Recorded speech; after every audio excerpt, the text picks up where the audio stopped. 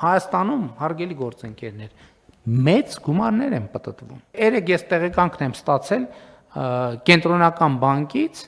եւ այս տարի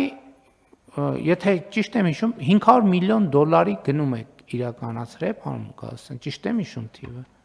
Չէ, ավել 1.5 միլիարդի կարգի։ 1.5 միլիարդի, բա 500 միլիոնը երեք պահուստների պահուստի աճը 1.5 միլիարդ կենտրոնական բանկը 1.5 միլիարդ 1.5 միլիարդ, պարոն Գասյան։ Այո, 1.5 միլիարդ դոլար։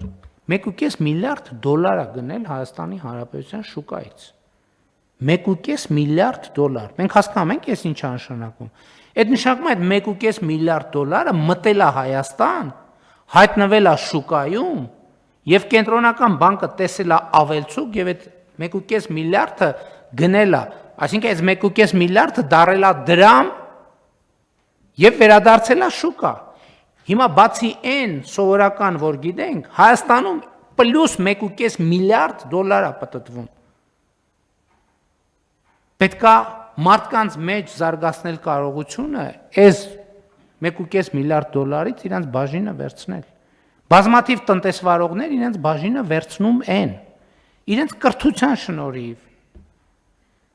Այսօր Հայաստանում ինչքան էլ փորձեն տպավորություն ստեղծել տենց, այդպիսի բան չկա, որ մտնեն միտեղ, ասեն հավաքեք, այս մերն է եւ այլն եւ այլն։ Չնայած եթե տենց դեպքեր լինում են, դրա համար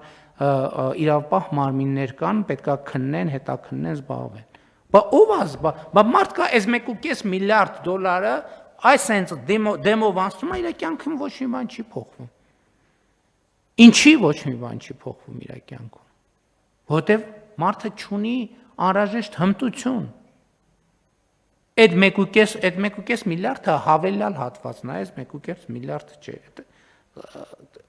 Շատ ավելի մեծ, մի քանի 1.5 միլիարդ դոլարների մասին։ Պատկերացրեք, մարդը նստած է, իրանց չգիտեմ, որևէ զբոսայգում, որևէ տեղ, կամ կանգնած է, կամ այդ 1 միլիարդները դեմով անցնում են, ցենց անցնում են դեմով։ Այդ մարդը ավելի վատ է ապրում։ Ստեղ է խնդրեմ, մենք պետք է օգնենք այդ մարդուն, որ ասում եմ մարդը պետությունը պետք է ուժեղացնի մարդուն, որ այդ 1.5 միլիարդ դոլարի իր բաժին ունենա, որն է դրա ձև, միայն մի ձև, մենակ կրթություն, ուրիշ որևէ բան չկա։ Ինչ ուզում եք այդ 1.5 միլիարդից կեսը խողովակով մտցնենք իրանց տուն։ Մեկը իրանց կյանքում բան չի փոխվելու, որովհետև այդ փողը ծախսելու համար էլ է պետք հմտություն։